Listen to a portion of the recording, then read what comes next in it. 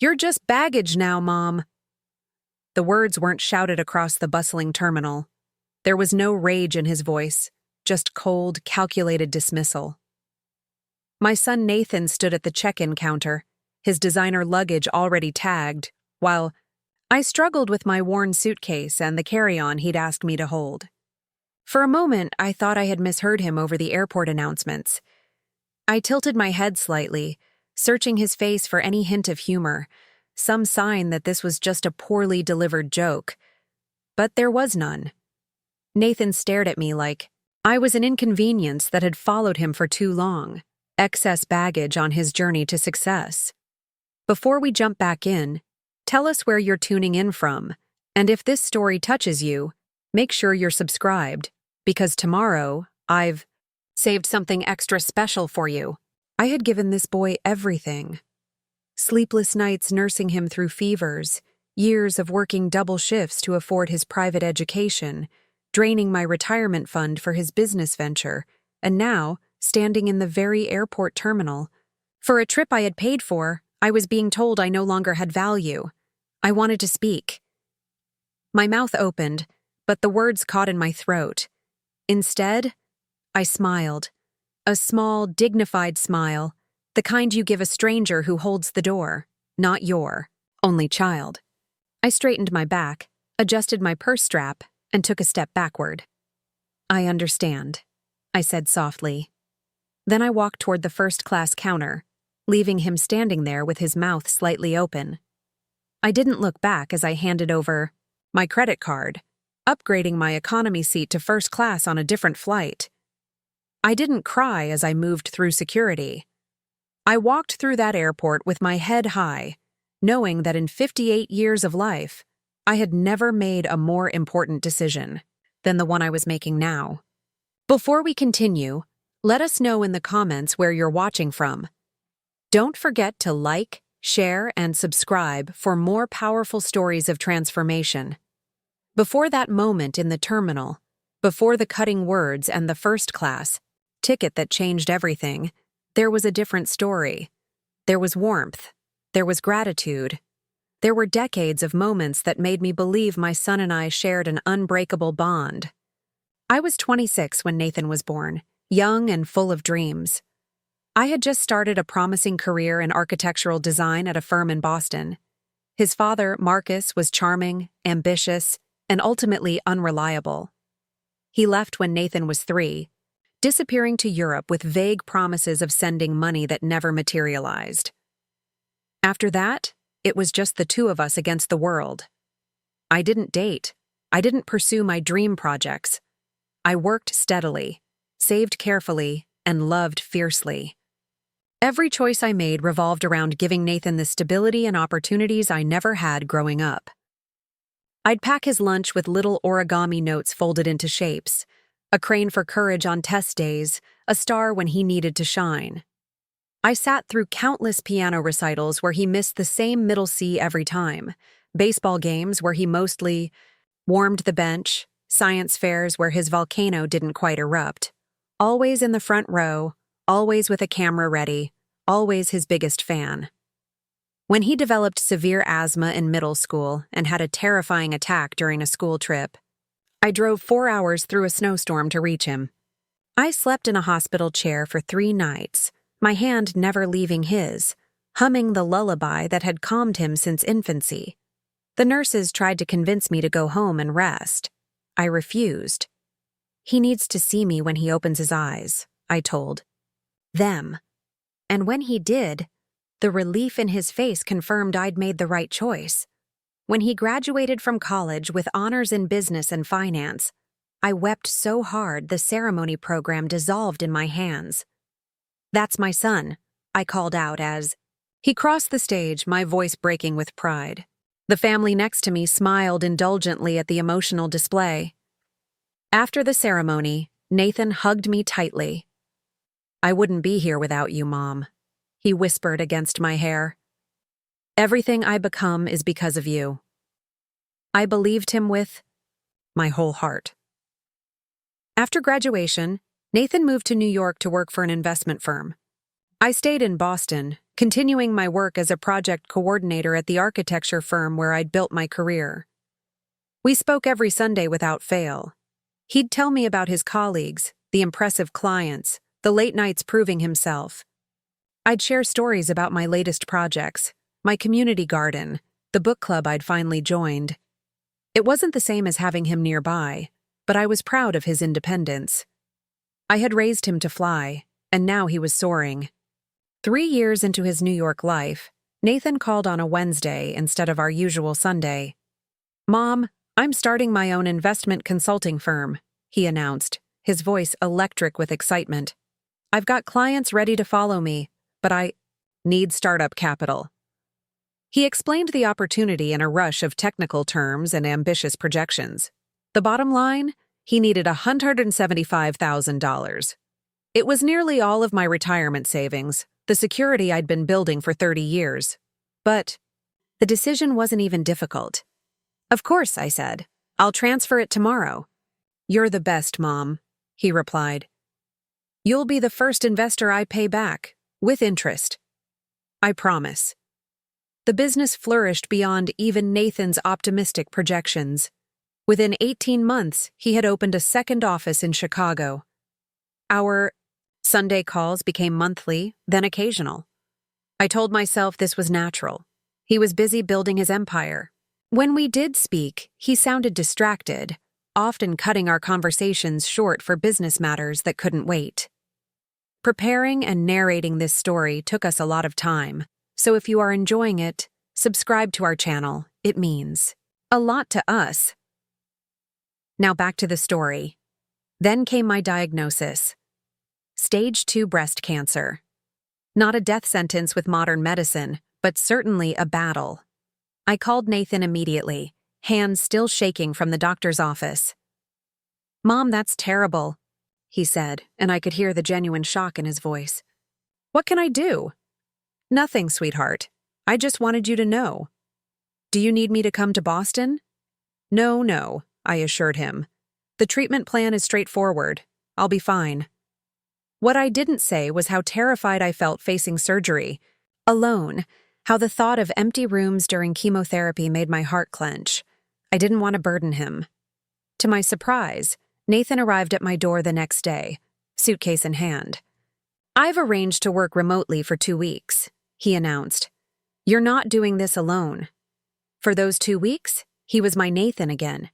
He drove me to appointments, took meticulous notes during doctor consultations, filled my refrigerator with healthy meals, and made me laugh despite my fear. He worked from my kitchen table, occasionally cursing at spreadsheets but never making me feel like an imposition. The night before my surgery, he sat on the edge of my bed like he used to as a child when he had nightmares. "You have to beat this," he said, his voice thick.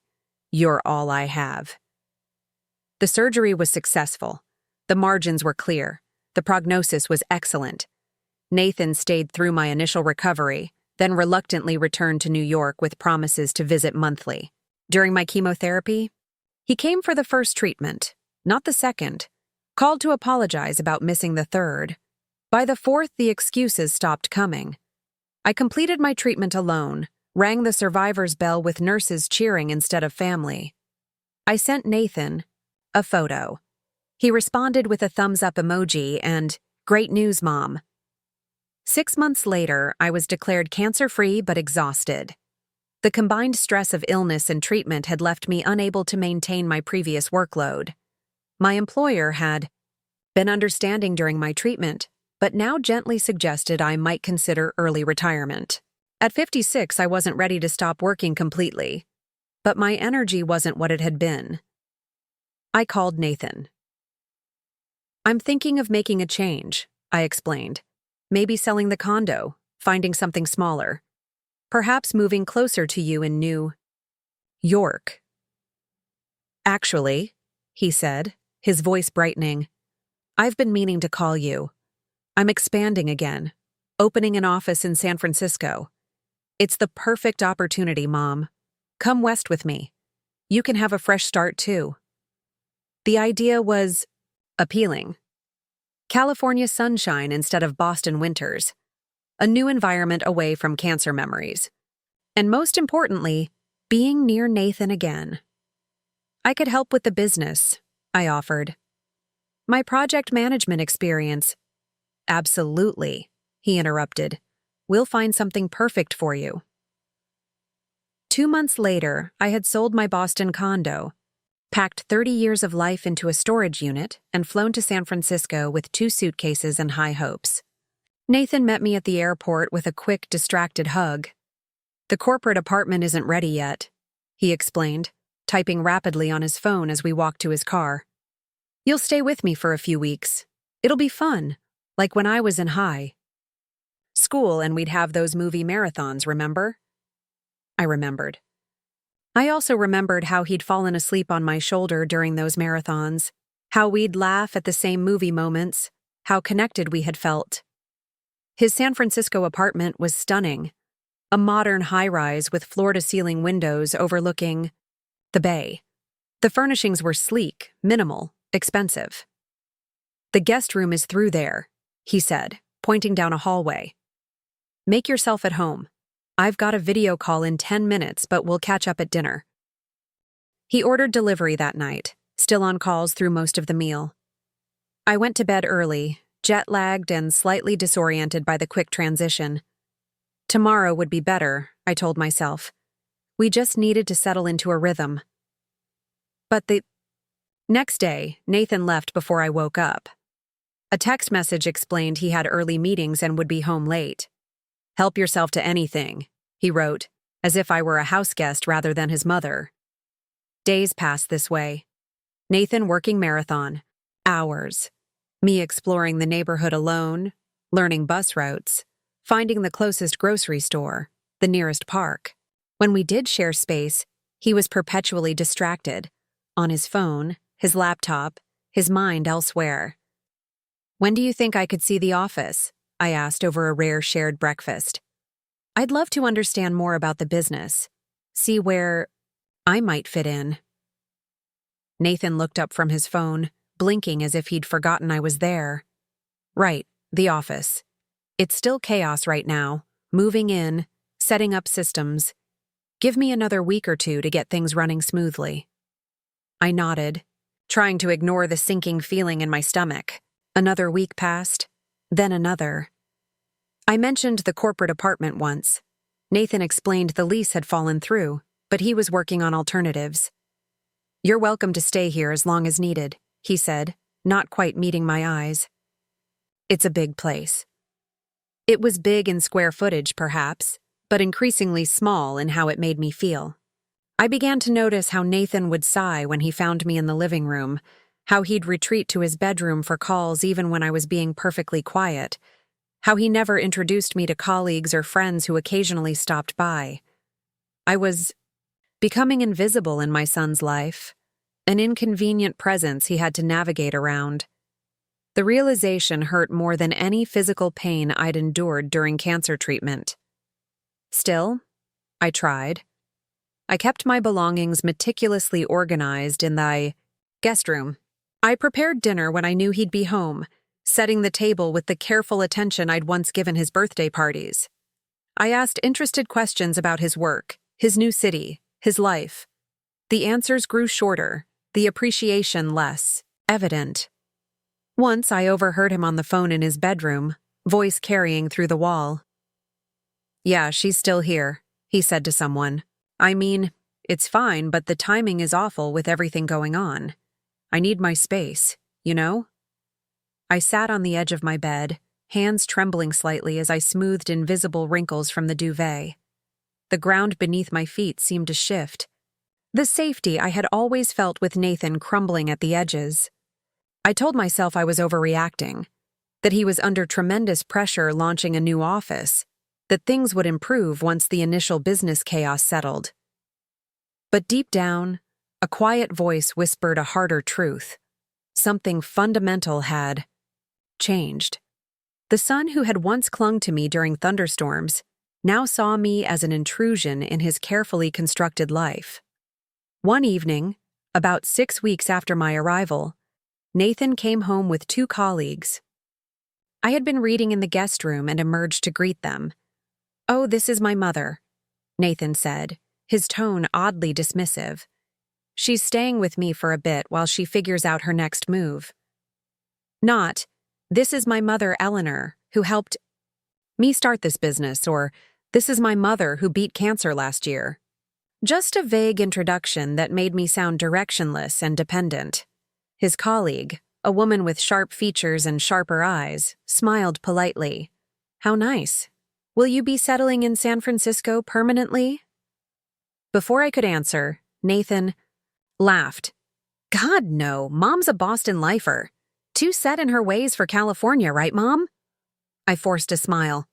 "I'm actually quite enjoying San Francisco."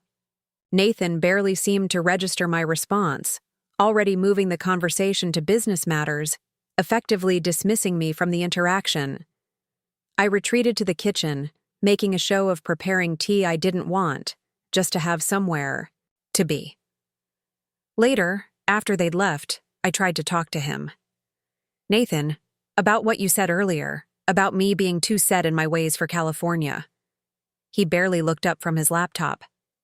"It was just small talk, Mom. Don't overthink it." "But I'm actually considering staying. I thought we had discussed me helping with the business." He sighed, finally closing the laptop. "Look, about that. The truth is, the business model has evolved since we talked in Boston. We're running lean, outsourcing most of the operational stuff. There's not really a role that would fit your experience." "I see," I said, though I didn't, not really. "But I could learn new skills, adapt to—" "Mom," he interrupted, his voice taking on that patient tone people use with children or the elderly. "The tech learning curve would be steep. And honestly, having family in the business gets complicated. I think it's better if you focus on enjoying your retirement. You've earned it." Retirement. The word felt like a door closing.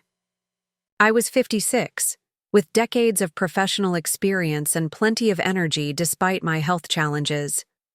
But in Nathan's eyes, I was already obsolete, a relic to be respectfully shelved. That night, I couldn't sleep.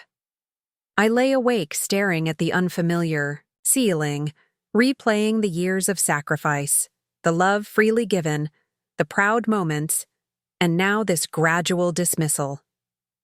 What had changed? When had I transformed from essential to extraneous in my son's life? The next morning, Nathan mentioned casually, over coffee, "I've been thinking about taking a quick trip to Singapore next month. Potential investors I need to meet in person." "That sounds exciting," I replied, stirring my coffee. "How long would you be gone?" "About a week." He hesitated, then added, "Actually, I was thinking you might want to come. You've never been to Asia, right? It could be a great experience for you." The invitation surprised me. After weeks of subtle distance, this seemed like an olive branch, a chance to reconnect. "I'd love that," I said, feeling a flicker of hope. "Thank you for thinking of me." "Great," he smiled, seeming genuinely pleased. "I'll have my assistant arrange everything." For the next few weeks, the Singapore trip became a point of connection. Nathan shared details about the investors, the neighborhoods we would visit, the famous Singapore food stalls we had to try. I researched attractions, practiced using chopsticks again, even bought a new outfit suitable for the tropical climate. For the first time since arriving in San Francisco, I felt included in Nathan's world. The evening before our departure, Nathan hosted a dinner for his core team. This time, he introduced me with a touch more pride.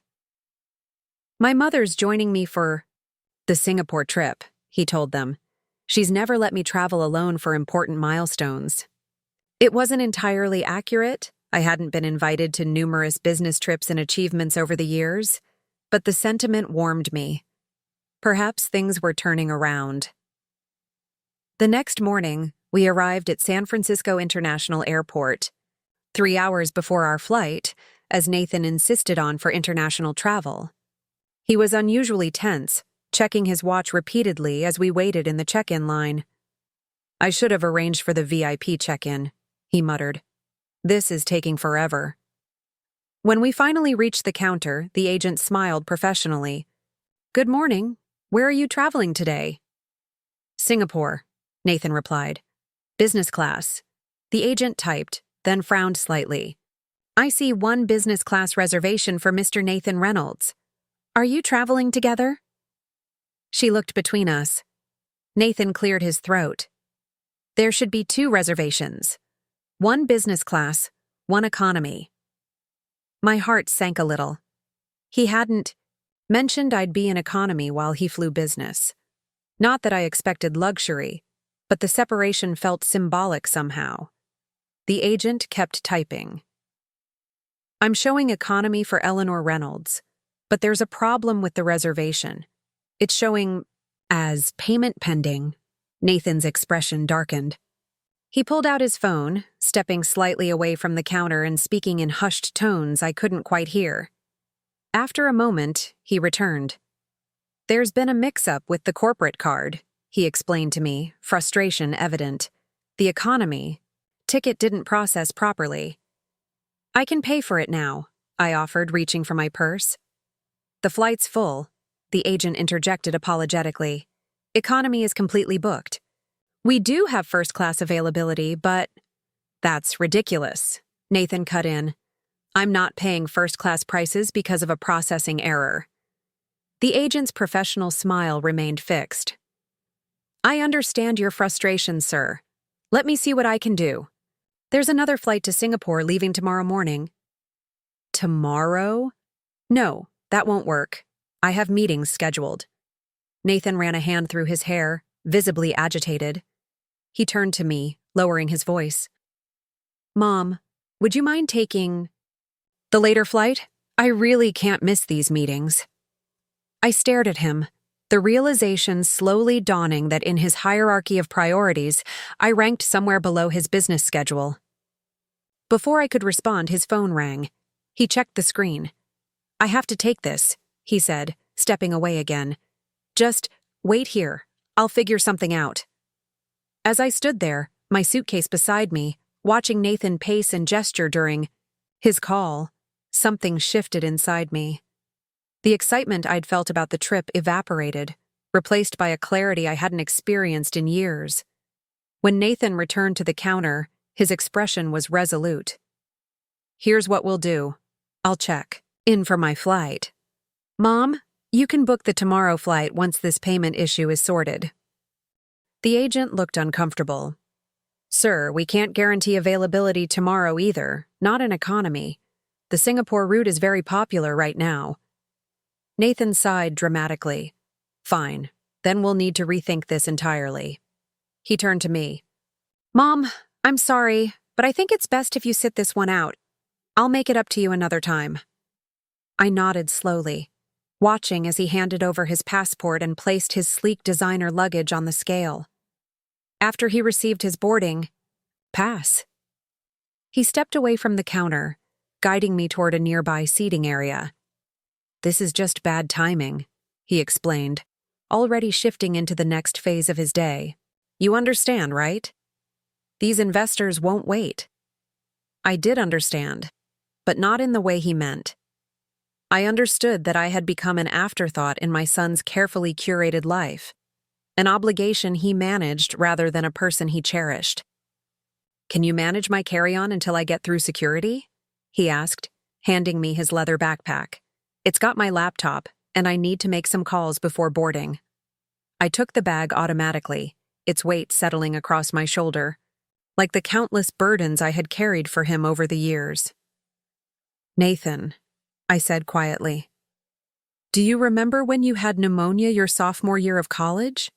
How I drove 8 hours to bring you home for recovery? He glanced at his watch. Sure, of course, that was a rough time. And do you remember what you said to me in the car? He looked slightly confused. Not exactly. It was years ago. You said I was your safety net, the one person who would always catch you. I paused, meeting his eyes directly. When did I become something you needed to be caught from? His expression shifted, discomfort mixing with impatience. "Mom, this isn't the time for a deep conversation. My flight board's in an hour, and I have calls to make." He reached for his backpack, and as I handed it over, the words slipped out before I could reconsider. "Am I just baggage to you now, Nathan?"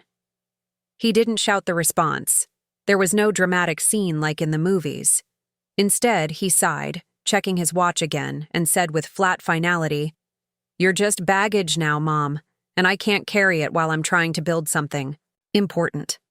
The moment crystallized around us, the bustling airport continuing its rhythms, announcements echoing overhead, travelers rushing past, while something between us shattered irreparably.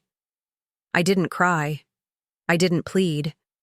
I simply nodded, took a step back, and said, "I understand." Then I walked away, straight to the first-class counter, leaving Nathan standing alone with his perfectly packed ambition and empty hands.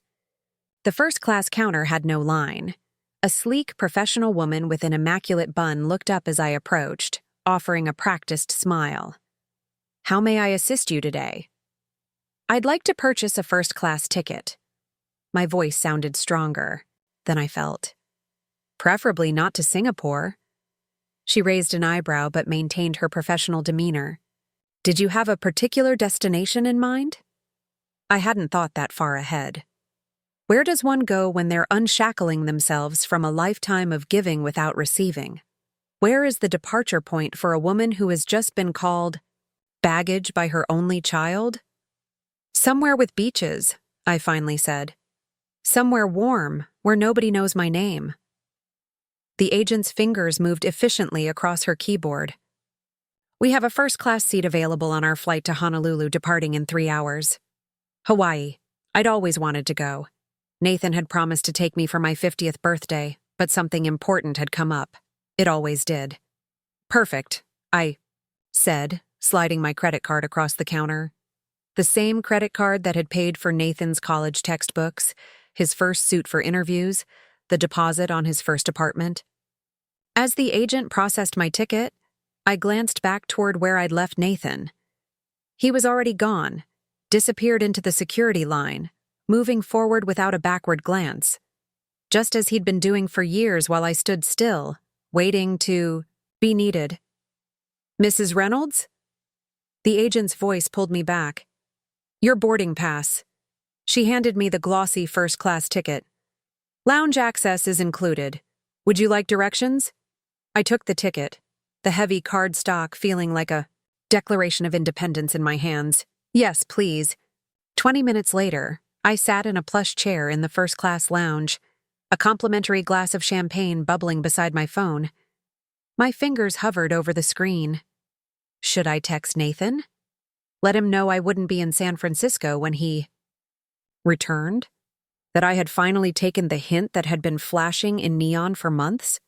Instead, I opened my banking app and transferred the remaining balance of my retirement savings, the portion I hadn't given to Nathan for his business, to my checking account. Then I booked a hotel in Honolulu for 2 weeks. Not a budget option, or a practical choice, but a beachfront suite with a private balcony.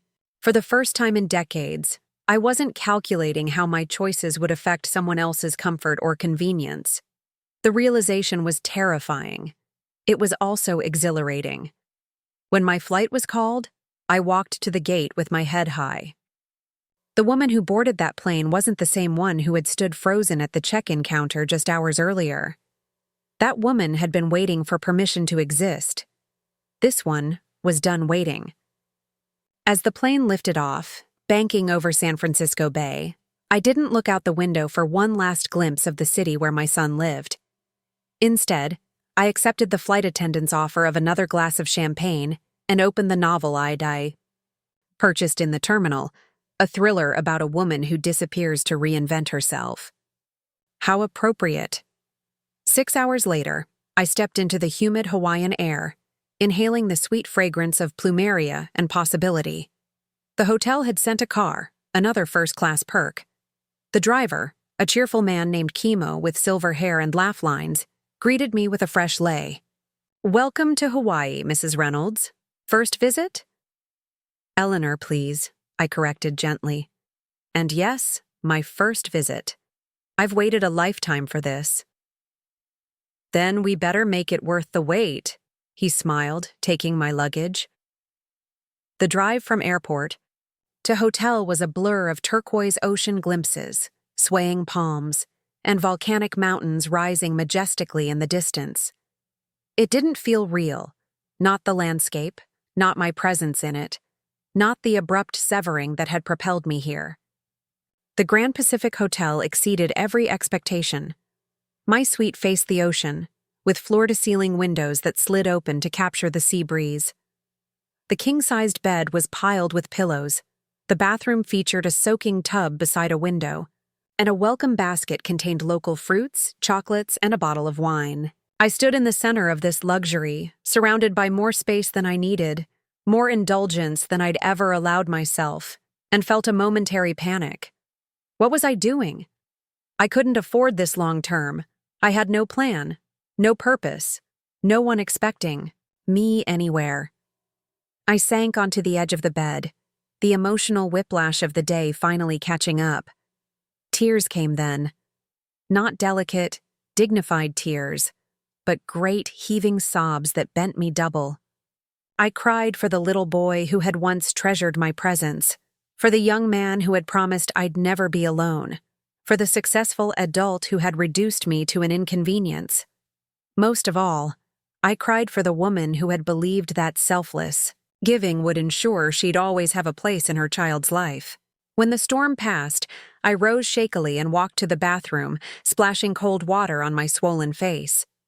The woman in the mirror looked exhausted, hollow-eyed, uncertain. But beneath the evidence of grief, I saw something else, a flicker of determination, a spark that hadn't been there in years. "You're in Hawaii," I told my reflection. "You're in a first-class hotel room that you paid for. You're not baggage. You're not invisible. You're still here." I walked out to the balcony and stood watching the sunset paint the Pacific in shades of gold and crimson. As darkness fell, I made a decision. I would give myself one night to grieve, one night to honor the pain and disappointment. And then, with the sunrise, I would begin again. That night, I ordered room service, a ridiculous extravagance I had always denied myself, and ate fresh fish and tropical fruit while sitting cross-legged on the enormous bed. I called no one. I checked no messages. I existed entirely in the present moment, tasting each bite, feeling the air-conditioned chill against my skin, listening to the distant rhythm of waves. The next morning, I woke disoriented, momentarily, forgetting where I was or how I'd gotten there. Then it all rushed back. Nathan's dismissal, my impulsive flight, the uncertain future stretching before me. But instead of the panic I'd expected, I felt strangely calm, almost buoyant. I walked to the balcony and watched the early light shimmer across the ocean. Surfers were already dotting the waves, tiny figures balanced precariously on boards, riding the energy of forces much larger than themselves. There was a metaphor there, if I cared to examine it. Instead, I picked up the hotel phone and asked about breakfast options. Then I called the concierge. "I'd like to book some activities," I said. "I'm here for 2 weeks, and I want to experience everything." "Everything is ambitious, Mrs. Reynolds," the concierge laughed, "but we can certainly try. What sorts of activities interest you?" I hesitated. What did interest me? For so long, my preferences had been secondary, my desires negotiable. "I'm not sure," I admitted. "What would you recommend for someone who's never been to Hawaii and wants to feel alive?" There was a pause, then a warm chuckle. "I think I understand. May I suggest starting with our sunrise yoga on the beach? It's gentle enough for beginners but still challenging. And the setting, there's nothing like it for reminding you that you're part of something magnificent." "That sounds perfect," I agreed. "What time?" 6 tomorrow morning. I'll add your name to the list." After breakfast, a delicious affair of fresh papaya, macadamia nut pancakes, and Kona coffee, I ventured out of the hotel for the first time. The concierge had provided a map with several walking routes marked in different colors. The green path takes you to a small, less crowded beach, he'd explained. It's about 20 minutes each way, perfect for a first exploration.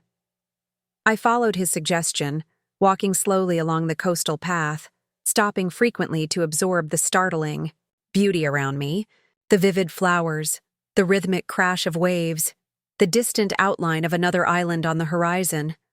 All of it felt surreal after the monochromatic routine my life had become. At the small beach, I found a spot under a palm tree and sat watching. Children build sandcastles and couples strolling hand in hand. I thought about texting Nathan, letting him know I was safe, if not where I was. But what would I say? Thanks for calling me baggage. It was the wake-up call I needed. Don't worry about your burden of a mother. She's fine without you. Instead, I took out the notebook I'd bought in the hotel gift shop and began to write. Not a letter to Nathan or a journal entry lamenting my situation, but a list titled, Things Eleanor Wants. It was harder than it should have been. I sat for long minutes with the pen hovering over the paper, struggling to identify desires that were truly mine, not reflections of what others needed or expected.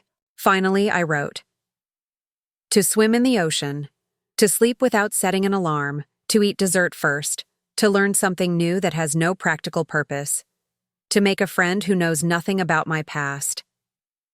It was a small list, almost embarrassingly simple. But it was a start. I returned to the hotel, changed into the swimsuit I'd hastily packed for Singapore, and headed for the hotel pool. The ocean could wait. I hadn't swum in years and wasn't confident enough to tackle the waves yet. The pool, with its clear water and defined edges, felt like a safer first step. As I lowered myself into the cool water, I felt simultaneously vulnerable and free. My body, which had survived cancer and carried the evidence of both illness and aging, was exposed to the Hawaiian sun and the casual glances of strangers. But no one stared. No one cared. I was just another middle-aged woman enjoying the pool, unremarkable in the most liberating way possible. I swam slow, careful laps, my strokes gradually becoming more confident as muscle memory returned. By the sixth lap, I was no longer counting, no longer thinking, just moving through water, feeling the delicious resistance against my skin, the weightlessness supporting my bones. When I finally emerged, pruned-fingered and pleasantly tired, I caught my reflection in the glass doors leading back to the lobby. My wet hair was slicked back, my face flushed from exertion, my shoulders slightly sunburned despite the sunscreen I'd applied. I looked nothing like the polished, careful woman who had arrived in San Francisco 6 weeks earlier, eager to please her son and find a place in his life. Good. That evening, I dined at the hotel's oceanfront restaurant, requesting a table for one without apology or explanation. The hostess seated me at a prime spot overlooking the water, where the sunset would be directly visible. I ordered a cocktail I'd never tried before, something with passion fruit and rum, and studied the menu with genuine interest rather than immediately seeking the most economical option. When the server came to take my order, I impulsively requested, dessert first. The coconut creme brulee, please, then I'll have the island fish. He didn't bat an eye. Excellent choice, ma'am. Life's too short not to start with dessert sometimes. I smiled, feeling like I'd found a conspirator. Exactly. The creme brulee was divine, silky custard infused with coconut, topped with a perfectly caramelized sugar crust that cracked satisfyingly under my spoon. I savored each bite, watching the sky transform from blue to gold to fiery orange. By the time my main course arrived, stars were beginning to appear above the darkening ocean. I was halfway through my fish when a voice interrupted my solitude. Excuse me, but are you here for the educators' conference? I looked up to find an elegant woman about my age, with silver-streaked dark hair and intelligent eyes behind stylish glasses. No, I'm not, I replied. Oh, I apologize for disturbing you. It's just that there are so many of us here this week, and I thought perhaps... She smiled apologetically. No disturbance at all, I assured her. What sort of conference is it? Educational Technology and Innovation. I'm presenting on digital literacy programs for seniors. Rather ironic, given that I needed my daughter to help me set up the presentation software. She laughed, a warm, genuine sound. I found myself laughing with her. That sounds fascinating, actually. She hesitated, then gestured to the empty chair across from me. May I join you for a moment? My colleagues are all attending a panel that doesn't interest me, and I hate eating alone. The old Eleanor would have hesitated, wondering if this was an imposition, if the woman was just being polite. The new Eleanor simply nodded. I'd enjoy the company. Her name was Vivian Chen, a former high school principal who now ran a nonprofit focused on technology access for underserved communities. She was wickedly funny, deeply knowledgeable, and refreshingly direct. So what brings you to Hawaii? Eleanor? Business or escape? I nearly choked on my water. What makes you think I'm escaping something? Vivian smiled knowingly. People come to Hawaii for 3 reasons: celebration, relaxation, or transformation. You don't have the giddy energy of someone celebrating, and you're too alert to be here solely for relaxation. That leaves transformation, which usually involves escaping something. I considered deflecting, offering a sanitized version of my situation. Instead, I heard myself saying, "My son called me baggage yesterday, at the airport, so I left him there and flew here instead." I expected shock, perhaps awkward sympathy. Instead, Vivian raised her glass. To baggage reclaiming itself. May your journey be lighter from here on. We talked for hours. I told her about Nathan, about the cancer, about the decades of putting myself last. She shared her own story of divorce after 30 years of marriage, of reinventing herself professionally when her ex-husband had assumed she would simply fade into comfortable obsolescence. He was genuinely surprised when I thrived, she recalled, her eyes twinkling. Men often are. They mistake our accommodation for limitation. By the time we parted, exchanging room numbers and plans to meet for breakfast, I had checked off item 5 on my list. I had made a friend who knew nothing of my past until I chose to share it. Back in my room, I checked my phone for the first time since landing in Hawaii. 3 missed calls from Nathan and a text message. Mom, where are you? Arrived at the apartment and you're not here. Call me ASAP. No apology, no acknowledgement of what he'd said. Just the expectation that I would be where he expected me to be, waiting in the wings of his life until needed. I set the phone down without responding and slept better than I had in months. The next morning, I met Vivian for breakfast, then joined the sunrise yoga class. The instructor, a lithe woman named Kai with sun-browned skin and serene eyes, led us through gentle movements as the first light spilled across the horizon. Inhale what you need, she guided softly. Exhale what no longer serves you. I breathed in possibility. I breathed out expectation. I breathed in strength. I breathed out invisibility. When the class ended, Kai approached me as I was rolling up my borrowed mat. First time? She asked. I nodded. That obvious? Not in a bad way. You have beautiful form, actually. I just noticed your complete presence. Beginners often have that. They haven't learned to go through the motions while thinking about something else. Complete presence, I repeated. I like that. Will you come back tomorrow? Yes, I said, surprising myself with the certainty. I think I will. The days that followed took on a rhythm that felt both structured and free. Mornings began with yoga or a walk on the beach. Afternoons involved exploration, a guided hike one day, a visit to a botanical garden the next, a snorkeling expedition that left me breathless with wonder at the underwater world I'd never known existed. Evenings were for reflection and connection. Sometimes I dined with Vivian and her colleagues, absorbing their passionate discussions about education and technology.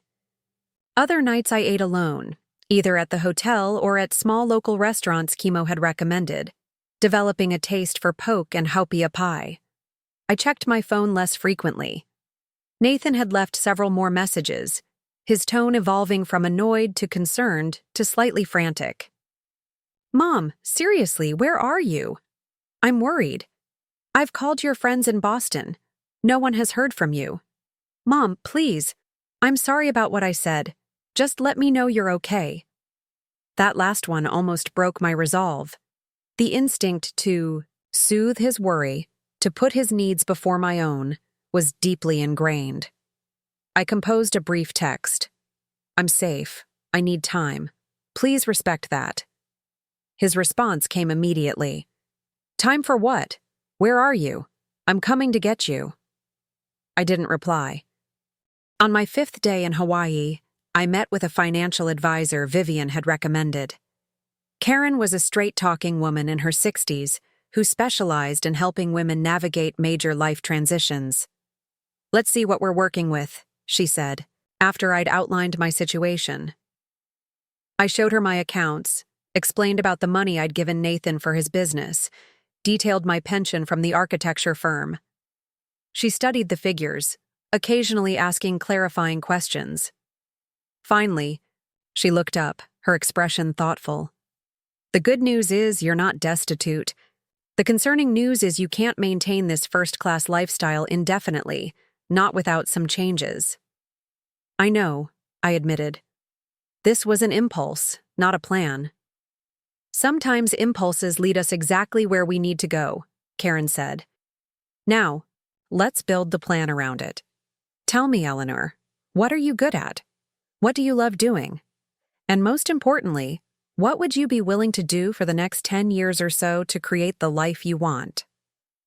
I thought about my years at the architecture firm, the projects I'd managed, the skills I'd developed but never fully utilized because advancing would have meant less flexibility for Nathan's needs. "I'm excellent at project management," I said, slowly, "at seeing how all the pieces fit together and anticipating problems before they arise. I love creating order from chaos, translating between technical experts and practical needs." I paused, and I've always wanted to work internationally, but the timing never seemed right. Karen nodded, typing notes.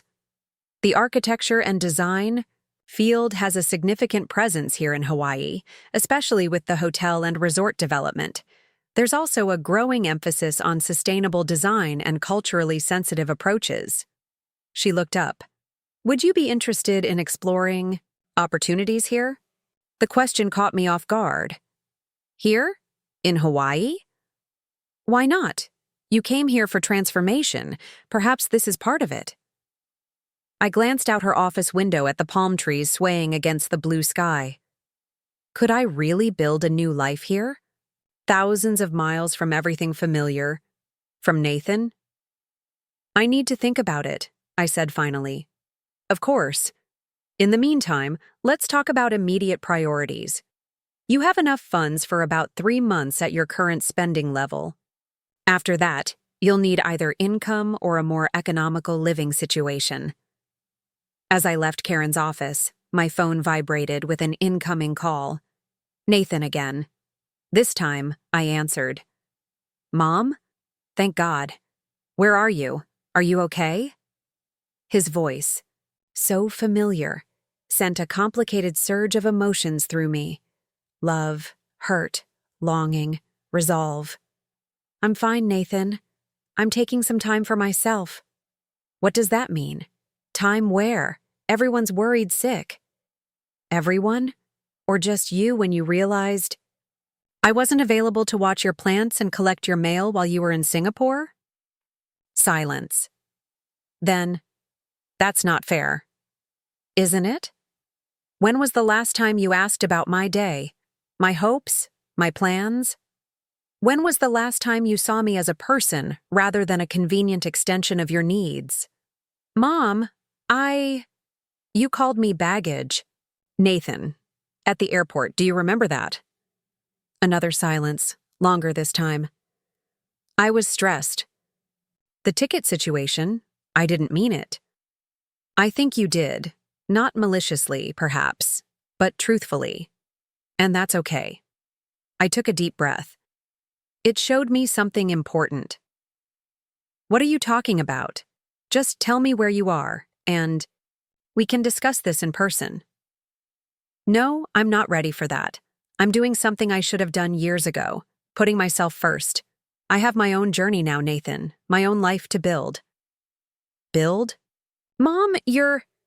He stopped, but not quickly enough. I'm what? Too old? Too set in my ways? Too much your mother to be anything else?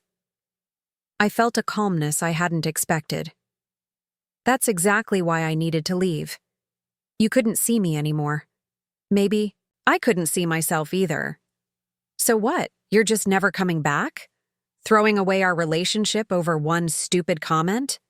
Not throwing away. Transforming. I'll be in touch when I'm ready. I love you, Nathan.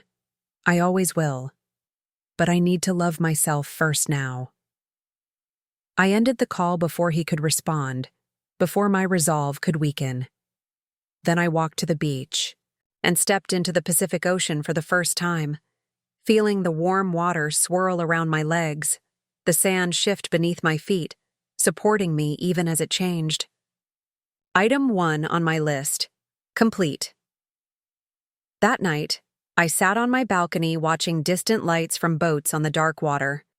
My conversation with Nathan replayed in my mind, along with Karen's question about staying in Hawaii. Could I really start over at 56? Create a life so different from everything I'd known? The thought was terrifying and thrilling.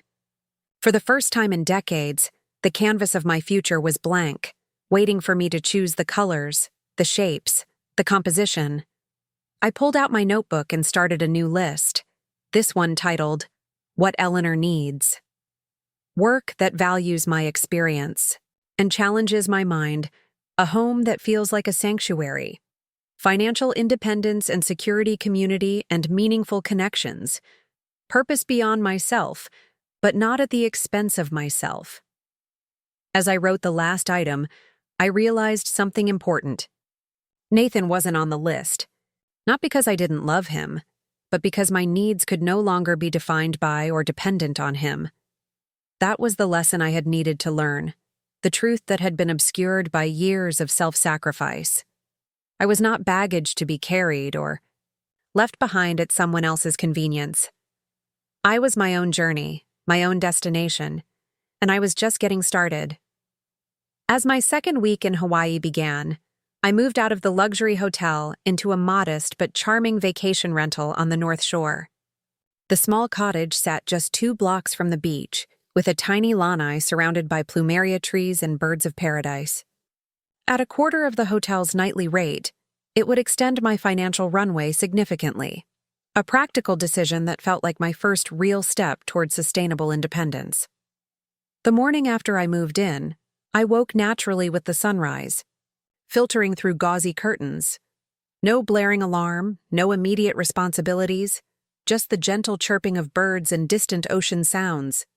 I made coffee in the small kitchenette and carried it outside to the lanai, settling into a faded wicker chair that creaked comfortingly beneath my weight. For the first time since arriving in Hawaii, I felt something approaching peace. Not happiness. Exactly. The wound of Nathan's dismissal was still too fresh for that, but a growing certainty that I was exactly where I needed to be. My phone rang, interrupting the morning stillness. Nathan again. I let it go to voicemail, not ready to reopen that conversation. Instead, I opened my email and found a message from Karen, the financial advisor. Eleanor, I've arranged a coffee meeting with a former client of mine who works at Pacific Design Partners. They're looking for a project coordinator with architecture experience for a new eco-resort development. No pressure, just an exploratory conversation. Tomorrow, 10 a.m. at Sunrise Coffee House if you're interested. I stared at the screen, my heart racing. This was moving faster than I'd expected. Was I ready to jump into professional life again? To commit to staying in Hawaii? The questions tumbled through my mind, anxiety and excitement intertwining. Taking a deep breath, I replied, "I'll be there. Thank you for the opportunity." Setting down the phone, I realized my hands were trembling, slightly. This was what new beginnings felt like, terrifying and exhilarating in equal measure. I hadn't felt this particular combination of emotions since my first job interview fresh out of college, before Nathan, before setting aside my ambitions to accommodate the needs of others. "You can do this," I whispered to myself. "You've managed million-dollar architecture projects, you've battled cancer, you've raised a human being. A job interview is nothing." That afternoon, I walked to a small shopping center nearby and purchased 2 items I hadn't owned in years. A professional outfit that suited Hawaii's climate, lightweight linen pants and a crisp cotton blouse in a subtle blue that complemented my eyes, and a leather portfolio similar to the one I'd had in Boston but had left behind in Nathan's apartment. The salesperson, a woman perhaps 10 years younger than me with sun-freckled skin and a warm smile, helped me select the right sizes. "Special occasion?" she asked as I examined myself in the dressing room mirror. "Job interview," I replied, surprised by how right the words felt. "Wonderful. Local company?" "Pacific Design Partners."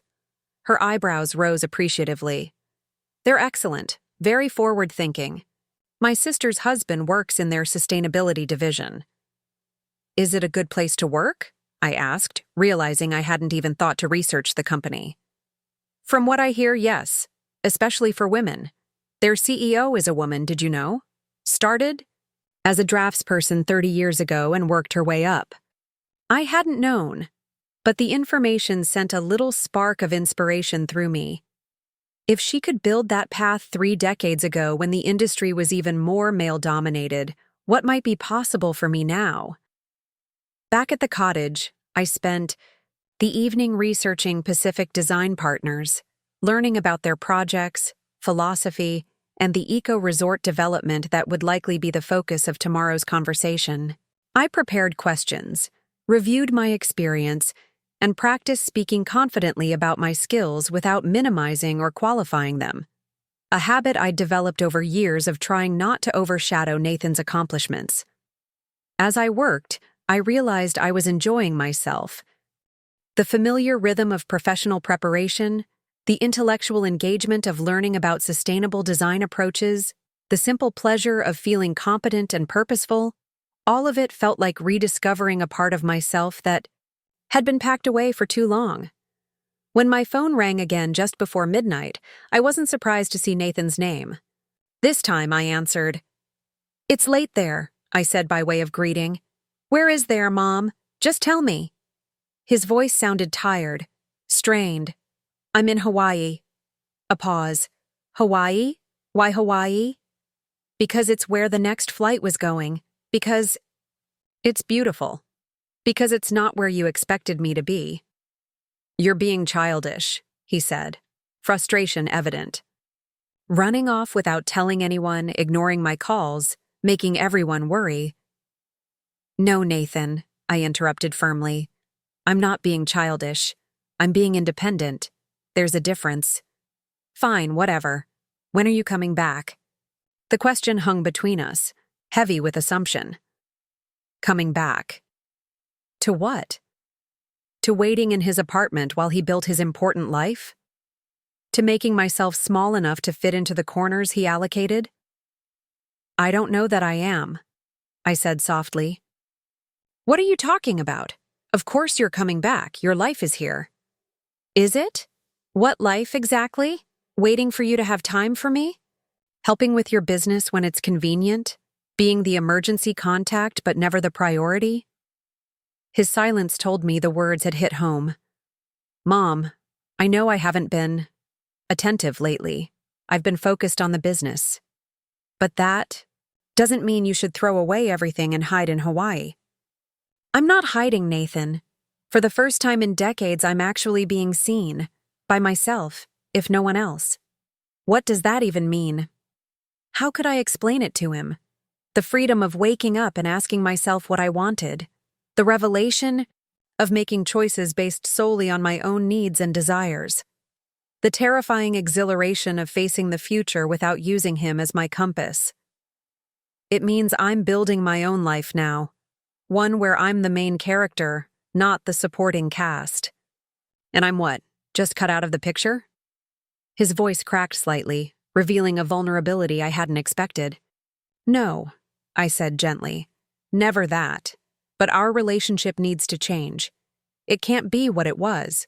Where I orbit around you, always available, always accommodating, always putting you first. I never asked you to do that, he protested. Didn't. You? Mom, can you postpone your retirement to help with my tuition? Mom, can you co-sign this lease? Mom, can you invest your savings in my business? Mom, can you come to California but not expect to be part of my life there? The silence stretched between us, thousands of miles of undersea cables carrying nothing but the sound of breathing. I have a job interview tomorrow, I said finally, changing course. In Hawaii? He sounded genuinely shocked. Yes, with an architecture firm. For a project management position. You're serious about this? It wasn't a question. I am. I don't know if I'll get the job or if I'll stay in Hawaii permanently. But I'm serious about creating a life that fulfills me, Nathan. A life where my value isn't determined by what I can do for someone else. He was quiet for so long I thought he might have hung up. Then, almost inaudibly, he asked, "Is this because I called you baggage?" "No," I answered truthfully. "It's because when you called me baggage, I realized you were only saying out loud what had been true for a long time. I had become something you carried out of obligation, not someone you cherished out of love." "That's not true," he whispered. "Isn't it? When was the last time you asked about my dreams, Nathan? My fears? My hopes for the future? When was the last time you saw me as Eleanor, not just as Mom?" The question hung between us, unanswerable. Because we both knew the truth. "I need to go," I said gently. "I have an early morning." "For your interview." His tone was flat, disbelieving. "Yes.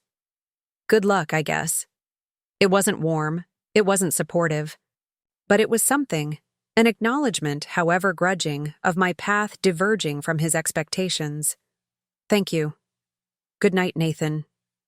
I slept fitfully, my dreams a jumble of airports and oceans and Nathan as a child, reaching for my hand. I woke before my alarm, the pre-dawn darkness still wrapped around the cottage. Rather than trying to fall back asleep, I dressed in yoga clothes and walked to the beach. The sand was cool beneath my feet, the horizon just beginning to lighten with the promise of sunrise. I found a quiet spot and moved through the yoga sequence I'd learned in the hotel classes, my body remembering the rhythm even as my mind wandered. What if I got this job? What if I didn't? What if I stayed in Hawaii? What if Nathan never understood my choices? The questions rose and fell like the waves before me, and like the waves, I let them come and go without trying to control their flow.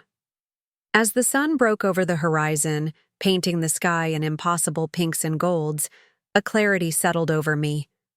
Whatever happened in today's interview, whatever path opened before me, I would approach it as myself, not as Nathan's mother, not as someone's burden, but as Eleanor Reynolds, a woman with skills, dreams, and value independent of her relationships.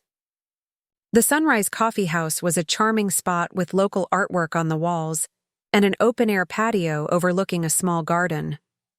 I arrived 15 minutes early, ordered a cappuccino, and selected a table with a good view of both the entrance and the garden.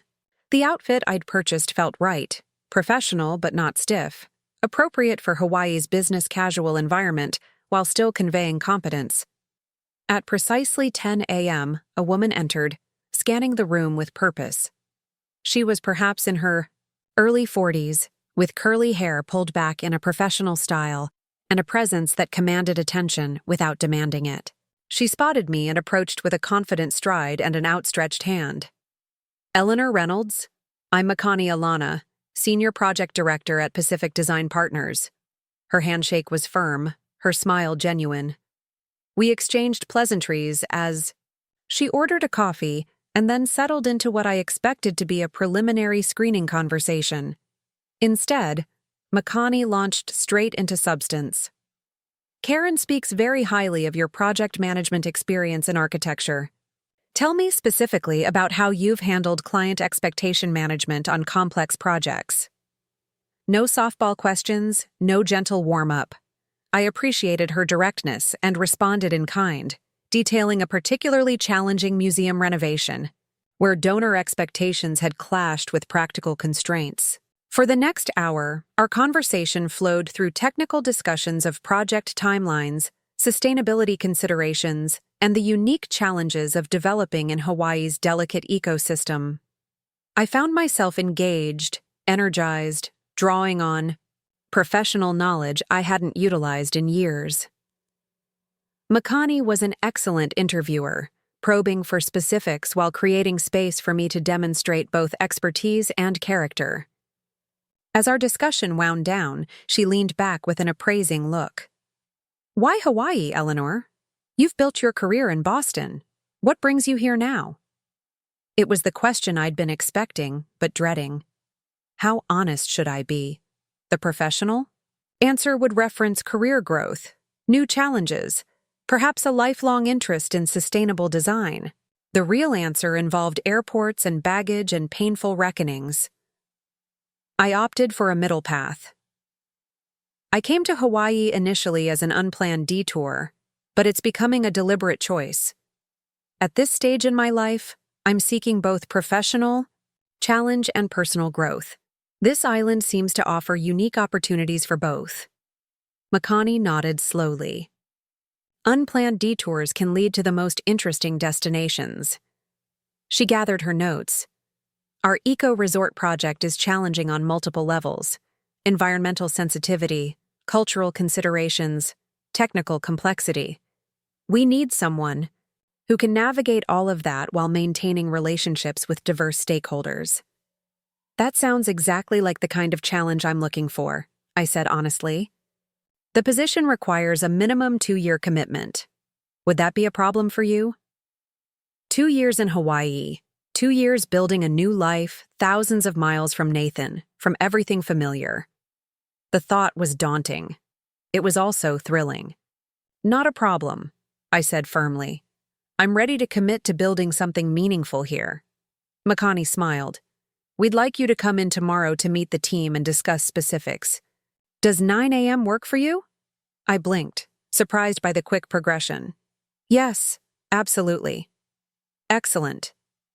She handed me a business card with the office address. "One more question, Eleanor. What do you want from this next chapter of your career?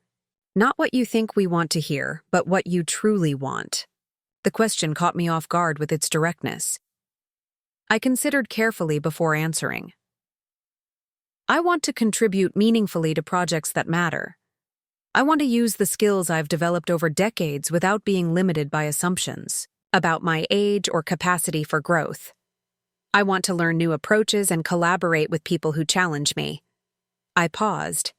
"And personally, I want work that's fulfilling, but doesn't require me to diminish other aspects of my life." Makani held my gaze for a moment, then nodded. "Thank you for your honesty. We'll see you tomorrow."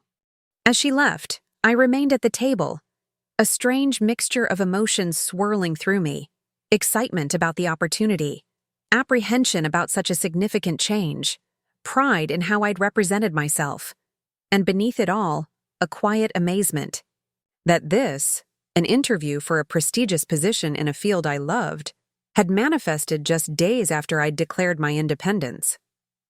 I spent the afternoon walking along the shore, letting the possibilities settle into me. Whatever happened with Pacific Design Partners, I had proven something important to myself. I was still capable, still valuable in a professional context. My skills hadn't expired with my marriage or my youth or my identity as Nathan's mother. That evening, as I prepared a simple dinner in my cottage kitchen, my phone chimed with a text message. Not from Nathan this time, but from Vivian, my friend, from the hotel. Heard through the grapevine that you interviewed with PDP today. Impressive. My conference ends tomorrow. Dinner to celebrate, commiserate, strategize. I smiled, touched by her continued interest in my journey. We arranged to meet the following evening, regardless of how the second interview went. Having plans that had nothing to do with Nathan or my former life felt significant. A small, but meaningful sign that I was building connections in this new world. Later, as I sat on the lanai watching the stars emerge in the Hawaiian sky, I opened my notebook to the list I'd titled, What Eleanor Needs. Reading through it, I realized something remarkable. In just 2 weeks, I had made tangible progress on every item. Work that values my experience, a promising interview with a respected firm, a home that feels like a sanctuary. My simple cottage already felt more mine than Nathan's apartment ever had. Financial independence? Still a work in progress, but with clear steps forward. Community and meaningful connections? Vivian, Kai from yoga, even Makani from today's interview. Seeds of a network forming. Purpose beyond myself, but not at the expense of myself? The eco-resort project would contribute to sustainable tourism while allowing me to reclaim my professional identity. For the first time since Nathan's cutting words at the airport, I felt something close to gratitude for the harsh awakening they had provided. Without that moment of clarity, how much longer would I have continued diminishing myself to fit into the margins of someone else's life? My phone buzzed with an email notification. It was from Karen, checking in about the interview. As I composed a response detailing the conversation and tomorrow's follow-up, another message arrived, this one from Nathan. I talked to Dad today. Just that. 5 words that landed like a stone in still water, sending ripples of shock through me. Nathan rarely mentioned Marcus, and as far as I knew, they had almost no relationship. Marcus had been inconsistently present in Nathan's childhood and had stopped contact entirely once Nathan reached adulthood. I stared at the message, unsure how to respond. Was this Nathan's attempt to unsettle me? To remind me of another relationship that had fractured? Or was there something more complex happening in my absence? Finally, I typed, "That's unexpected. How did that come about?" His response came quickly. I found him online. Wanted to understand some things. What things? I asked, a knot forming in my stomach. The typing indicator appeared and disappeared several times before his reply arrived. Why people leave. The words hit me with physical force. I sat back, breath catching. Was that how he saw my departure? As abandonment rather than emancipation? As me leaving him rather than me finding myself? I didn't leave you, Nathan. Wrote carefully. I left a situation that was diminishing me. There's a difference. Feels the same from here. I closed my eyes, fighting the instinct to apologize, to soothe, to put his feelings before my truth. When I opened them, I typed the most honest response I could offer. I understand it hurts. I'm sorry for that pain. But I couldn't keep existing, only in relation to your needs. I had to find out who I am when I'm not just your mother. The typing indicator appeared again, lingering for what felt like minutes. Finally, Dad said he left because he felt trapped, like he could never be enough for what we needed from him. Is that how I made you feel? Trapped? The question pierced straight to my heart. Not because it was accurate. My situation with Nathan was nothing like Marcus's abandonment, but because it revealed Nathan's deepest fear, that he, like his father, had been unworthy of love, too burdensome to keep. No, Nathan. Not at all. I typed quickly, wanting to address this misunderstanding before it calcified. Your father left because he was unwilling to accept the responsibilities of parenthood. I left because I had fulfilled those responsibilities, raised you to adulthood, but then lost myself in continuing to center my entire existence around you. The situations are completely different. I paused, then added, You didn't trap me. I trapped myself in a role that was no longer necessary or healthy for either of us. The minutes stretched with no response. Had I been too harsh? Not clear. Enough? I was composing another message when his reply finally came through. I have to think about this. It's a lot. A simple acknowledgement, neither acceptance nor rejection. But it was communication. Real communication, perhaps for the first time since I'd left. That alone felt like progress. Take all the time you need, I wrote. I'm finding that thinking clearly often requires some distance. I set down the phone and returned my gaze to the stars, so much brighter here than they had been in either Boston or San Francisco. Tomorrow would bring another interview, another step on this unexpected path. Whatever happened with Nathan, whatever understanding we eventually reached or failed to reach, I knew one thing with certainty.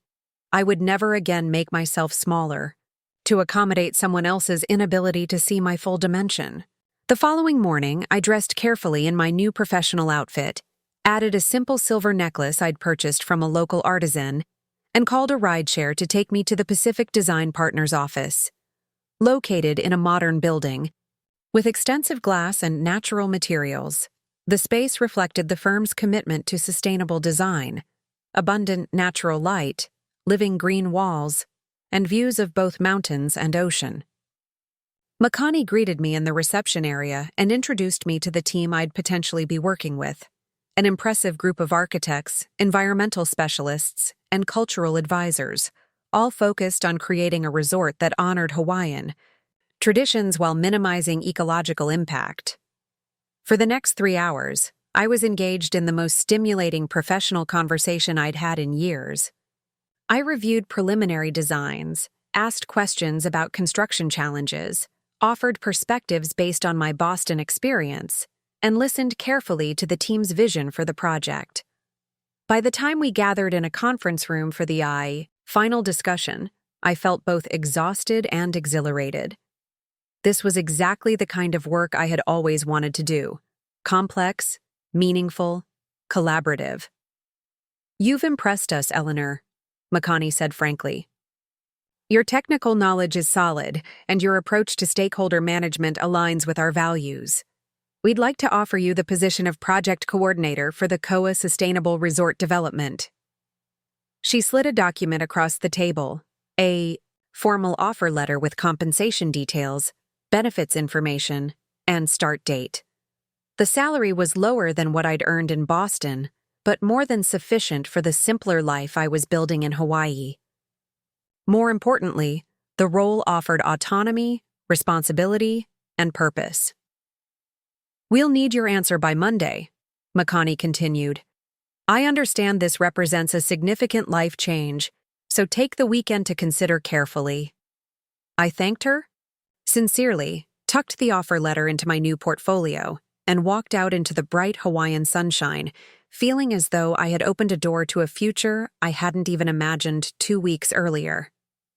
That evening, as I prepared to meet Vivian for dinner, I realized I hadn't checked my phone since before the interview. When I finally did, I found a surprising message from Nathan, not text this time, but an email with an attachment. The subject line read simply, I found this in your things. With a mixture of curiosity and apprehension, I opened the attachment. It was a photograph of a handwritten letter, my handwriting, dated nearly 30 years earlier. With a jolt, I recognized it as a letter I'd written but never sent to Marcus after he left, pouring out my determination to build a beautiful life for Nathan and myself despite his absence. One paragraph was highlighted. I will not let your departure define us. Nathan and I will thrive, not in spite of your absence, but regardless of it.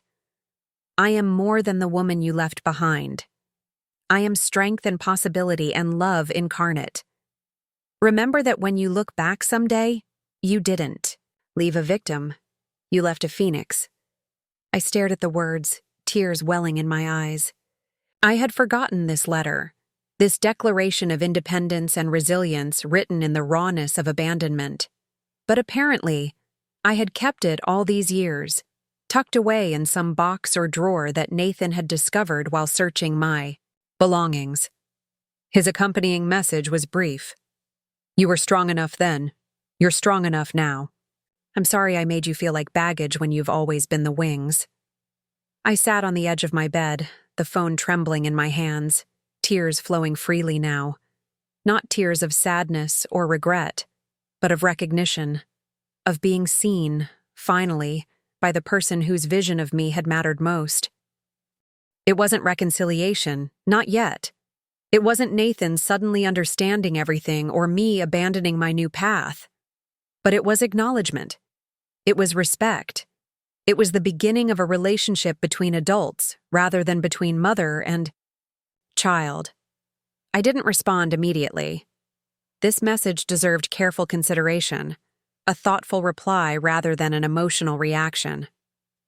Instead, I finished getting ready for dinner with Vivian, tucking both the job offer and Nathan's unexpected insight into my heart as evidence that sometimes walking away is the only path to being truly found.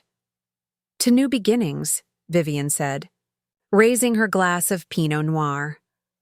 The restaurant she'd chosen overlooked Waimea Bay, the setting sun casting everything in a golden glow that felt symbolic of this moment in my life.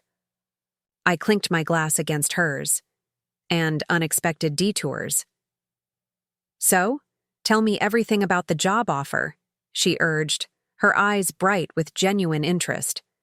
As I detailed the position, the project, and the team at Pacific Design Partners, I realized I was speaking with an animation and enthusiasm I hadn't felt professionally in years. The words flowed easily, my hands gesturing to emphasize points about sustainable design and cultural sensitivity in the resort development. Vivian listened, attentively, nodding at key points. When I finished, she smiled knowingly. You've already decided to take it, haven't you? I paused, surprised by her perception and my own clarity. Yes, I suppose I have. Is it that obvious? Eleanor, you're practically glowing when you talk about this project. It's clearly more than just a job to you. She was right. In the midst of personal upheaval, I had stumbled into professional purpose, a role that would challenge me, utilize my skills, and contribute to something meaningful. After decades of making career decisions based on what would best accommodate Nathan's needs, I was choosing based solely on what would fulfill me. There's something else, I said, hesitating slightly before sharing Nathan's email and the letter he'd found. It feels like a turning point, but I'm not sure what to make of it. Vivian read through it carefully, her expression thoughtful. This is significant, she said finally. He's seeing you as a person with your own history and strength, not just as his mother. That's rare, you know. Many adult children never manage that perspective shift. I don't know how to respond without falling back into old patterns, I admitted.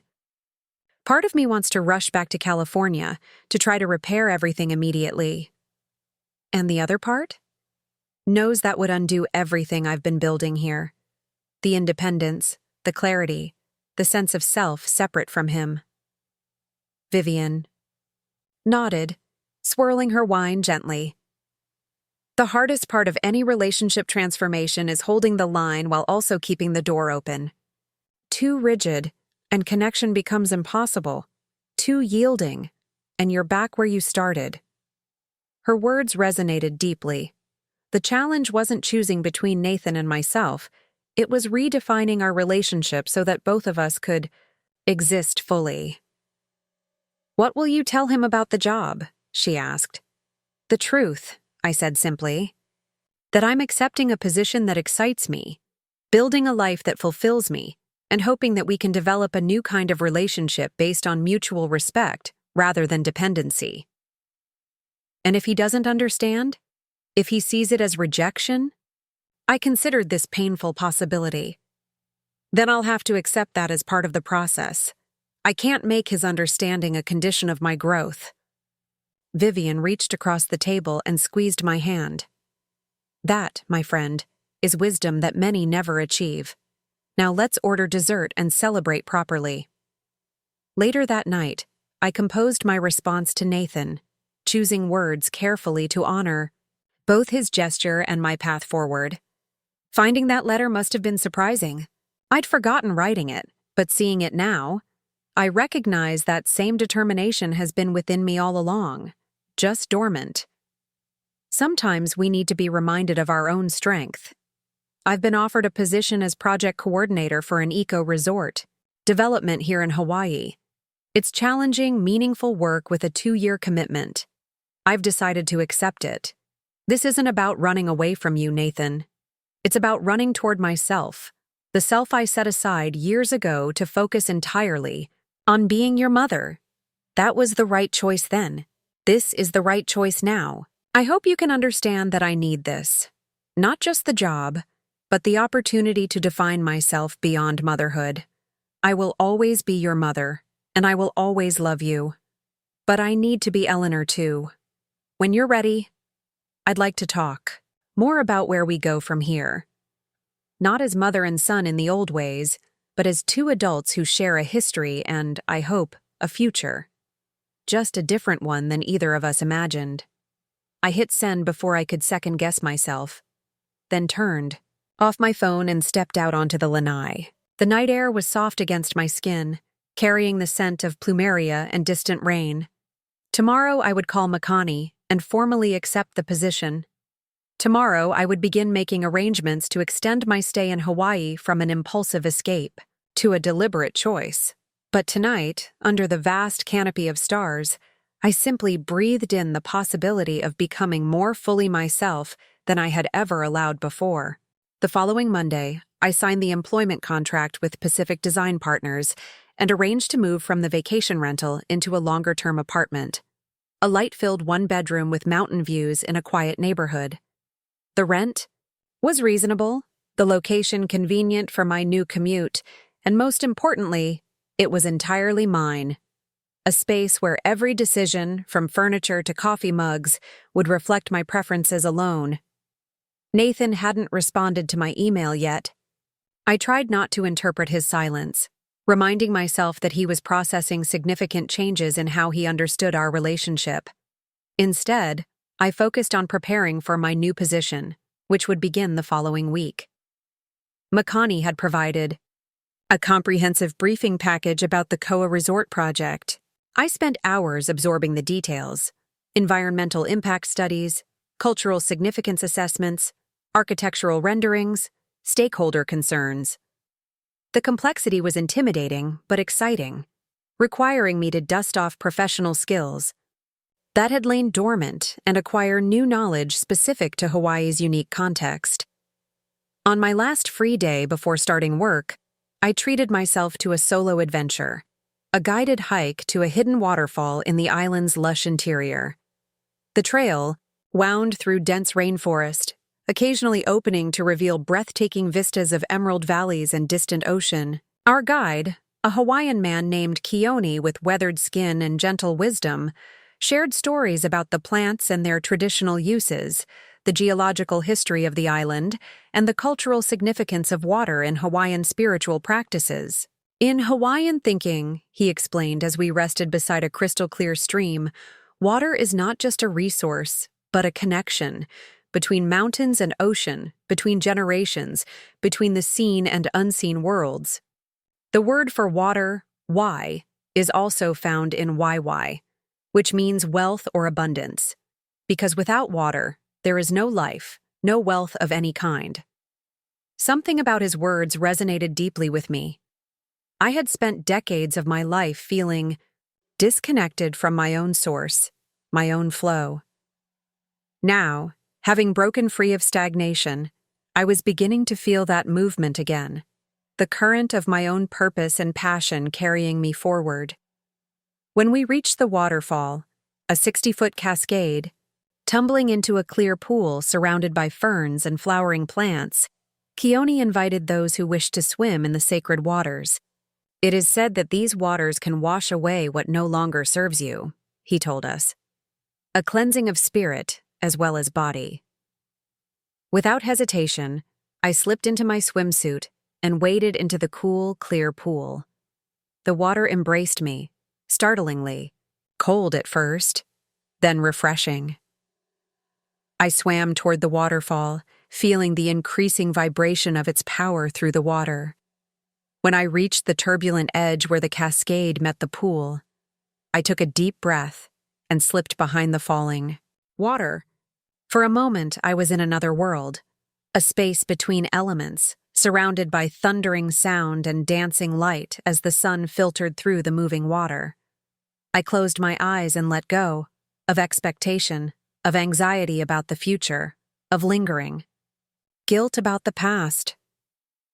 When I emerged, breaking through the curtain of water back into the open pool, I felt lighter somehow, as if I had indeed left something behind in that liminal space. That evening, as I packed my few possessions for the move to my new apartment the next day, my phone chimed with an incoming email. "Nathan. Mom, I've been thinking about everything. You're leaving, the letter, your new job in Hawaii." My first reaction was hurt, then anger, then a kind of desperate desire to fix whatever was broken and bring you back to the life I thought we were supposed to have. But the more I sit with it, the more I realize that I don't even know what that life was supposed to be.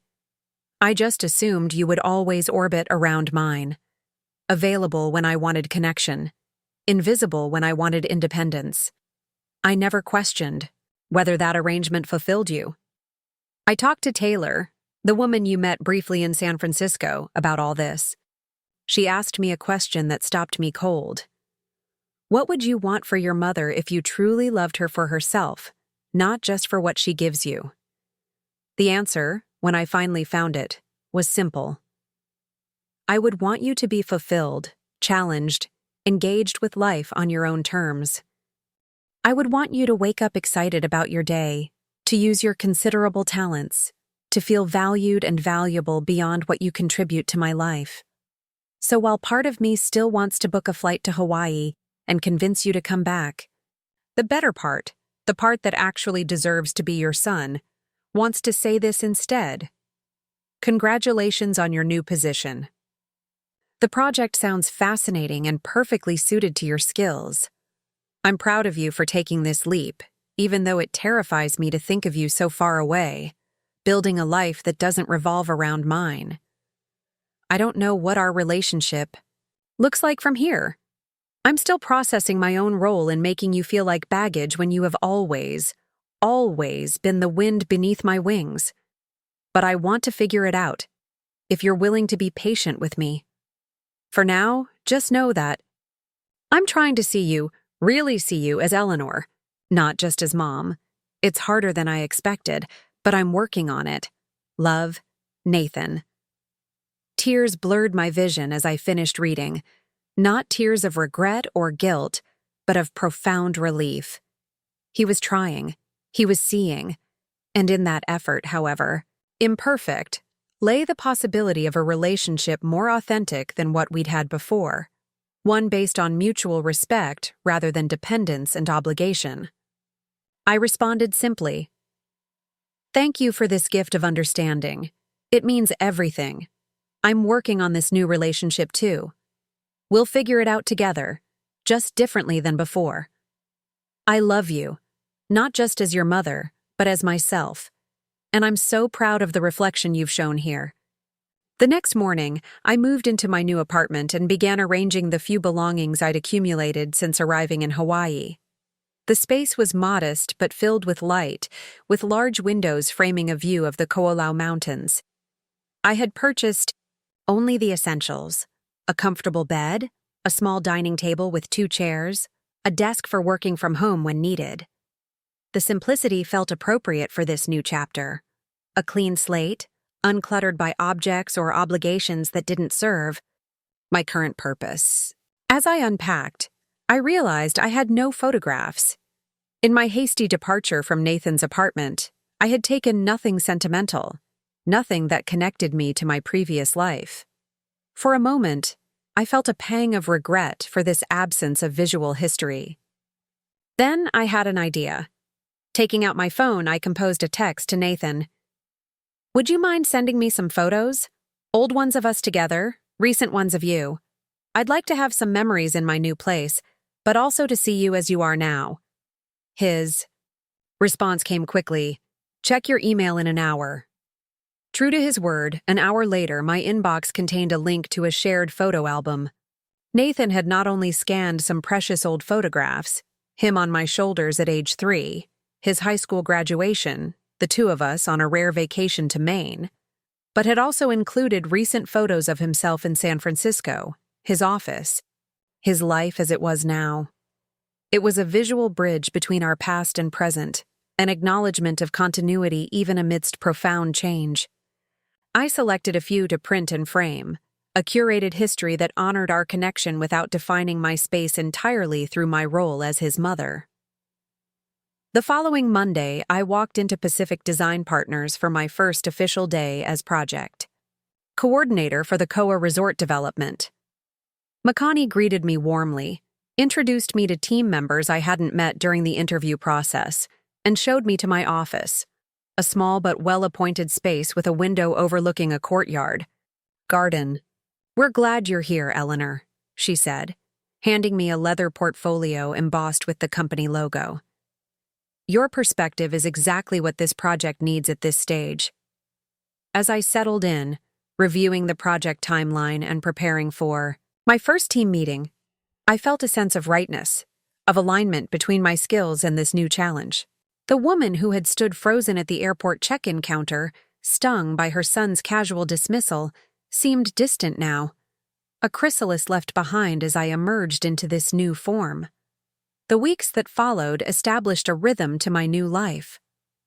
Workdays were stimulating and demanding, filled with meetings, site visits, stakeholder consultations, and the complex problem-solving I had always excelled at. Evenings and weekends offered space for exploration and connection, yoga classes, hikes with new friends, quiet dinners with Vivian, who had become a cherished confidant. Nathan and I established a new pattern of communication, weekly video, calls on Sunday afternoons, his morning, supplemented by occasional texts and emails. Our conversations were different now, more balanced. He shared details about his business challenges and triumphs. I told him about the fascinating cultural considerations in designing a resort that honored Hawaiian traditions. We were becoming friends in a way we had never been before, two adults with separate lives but genuine interest in each other's journeys. About a month into my new role, I encountered my first significant challenge. A community group had raised concerns about the resort's potential impact on a nearby heiau, an ancient Hawaiian temple site. Though the development plans carefully avoided the archaeological zone, concerns about visual impact and increased foot traffic threatened to delay permits and damage community relations. Makani called me into her office after a particularly tense meeting with community representatives. "Eleanor, I need you to take point on resolving this. Your background in stakeholder management and your fresh perspective might help us find a solution that works for everyone."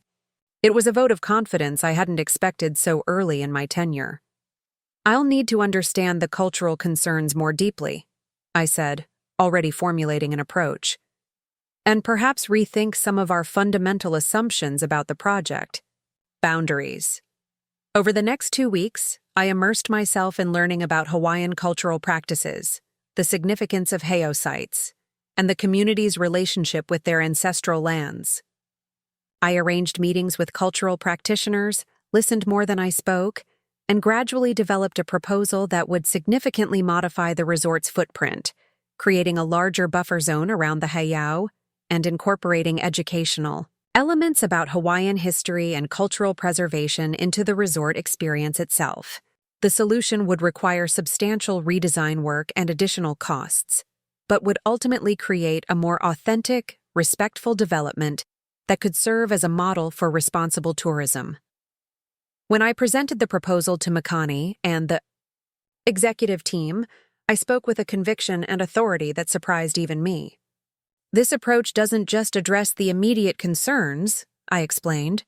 It transforms them into an opportunity to create something truly pioneering in sustainable, culturally sensitive development.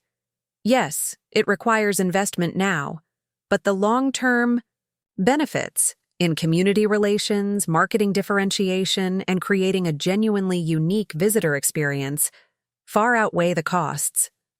The room was silent when I finished. Then, Makani smiled. "This is exactly why we hired you, Eleanor. You've seen possibilities where the rest of us saw only problems." The modified plan was approved. When we presented it to the community representatives, their initial skepticism gave way to cautious support, then active collaboration. The project moved forward with new energy and deeper purpose. That evening, still buzzing from the successful resolution, I called Nathan to share the development. As I explained the situation and my approach, his face on the screen showed genuine interest and pride. "Mom, that's incredible," he said when I'd finished. "You found your element there, haven't you?" The question caught me by surprise with its perceptiveness. "I think I have," I admitted. "It's challenging and meaningful in ways I'd forgotten work could be." "You're glowing when you talk about it," he observed. "It reminds me of how you used to look when you'd come home from parent-teacher conferences where they'd praised me." That same pride and excitement. I hadn't made that connection, but he was right. The fulfillment I'd once found primarily through his achievements, I was now experiencing through my own. "I'm sorry I didn't see it before," he continued, his expression sobering. "How much you set aside for me.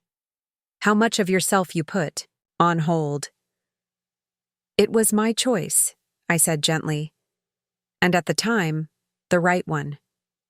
You were my priority, and I don't regret that. But it shouldn't have remained that way into my adulthood. I should have encouraged your dreams the way you always encouraged mine." The acknowledgement was healing in ways I hadn't known I needed.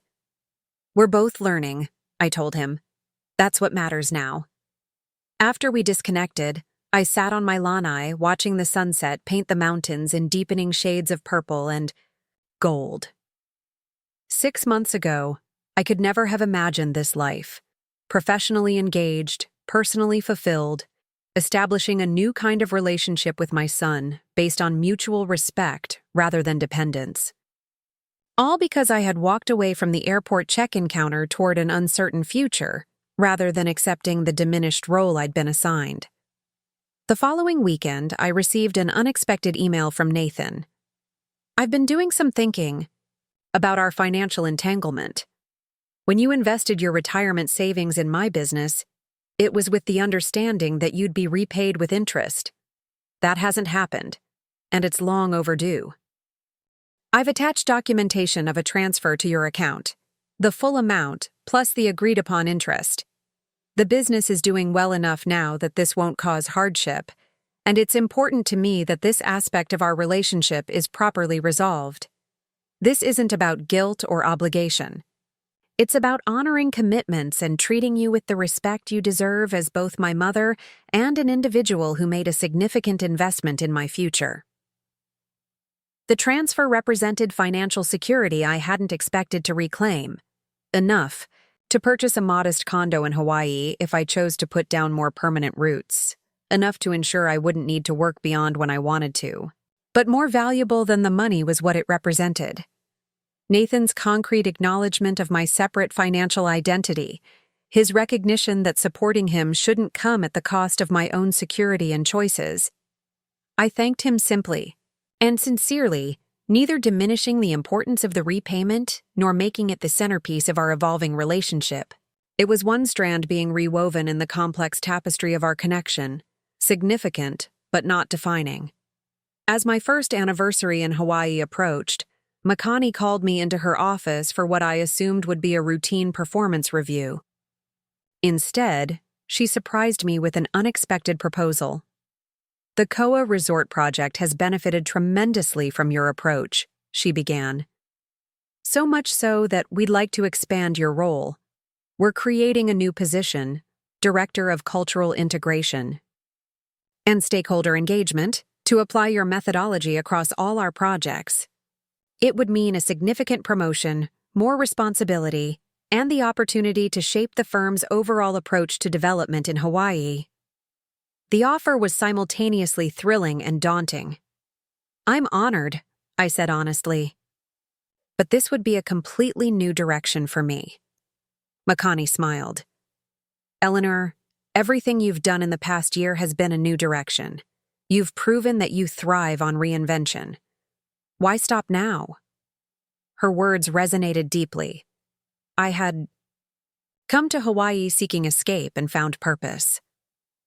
I had walked away from a relationship that diminished me and created one that celebrated my whole self. I had stepped off a familiar path into uncertainty and discovered capabilities I had forgotten or never known I possessed. "I'd like some time to consider it," I said. "This feels like a decision worth reflecting on." "Of course," Makani agreed. "Take the weekend. We'll talk Monday." That evening, I called Nathan to share the news. His face lit up when I explained. "The opportunity. You have to take it," he said without hesitation. "It's perfect for you, combining your project management expertise with the cultural sensitivity you've developed there.